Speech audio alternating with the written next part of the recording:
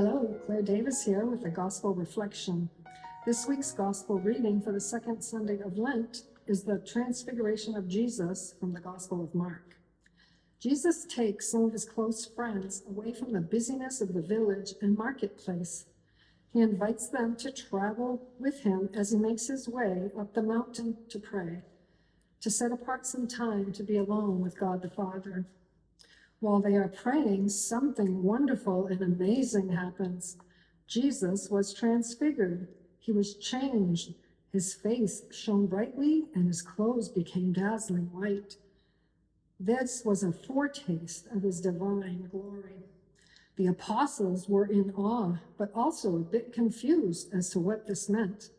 Jesus had revealed his glory, but also revealed that he will have to go by the way of the cross in order to enter into his glory.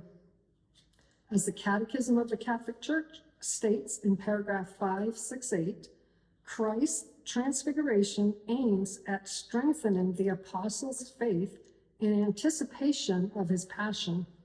The ascent onto the high mountain prepares for the ascent to Calvary.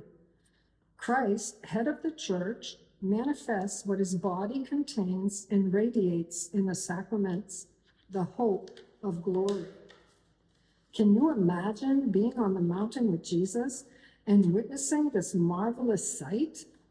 Jesus is calling us to go deeper with him on the mountain or in the desert or in your prayer space during these 40 days of Lent, to step away from the busyness of our daily duties and activities for a little while, to spend time with him, to get to know him, the Father, and the Holy Spirit, to get to know his heart and love for us so that we can be filled with his love, compassion, and mercy, and in turn live out our baptismal promises to follow Christ and witness his love for us to others, to be his hands and feet in our world, whether that be near or far, to care for his people with our actions, words, and prayers.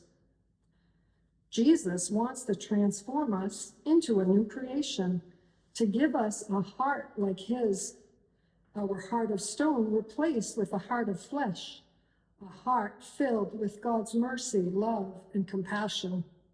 May we also go the way of the cross with prayer, fasting, and almsgiving this Lent.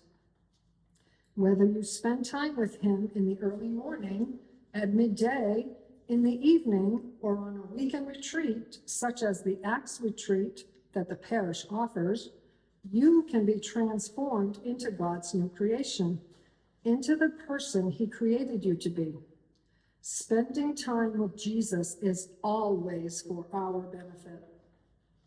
I cherish my daily prayer and worship time with Jesus, especially in adoration.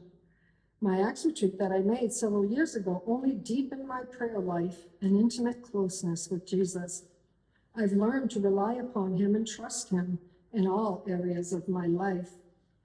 As John 15:5 states, apart from Jesus, I can do nothing.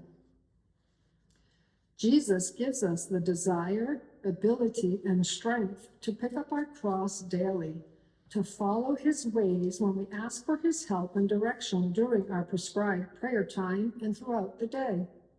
He will bring people and situations into our path that may challenge us to do his will in charity to those we encounter.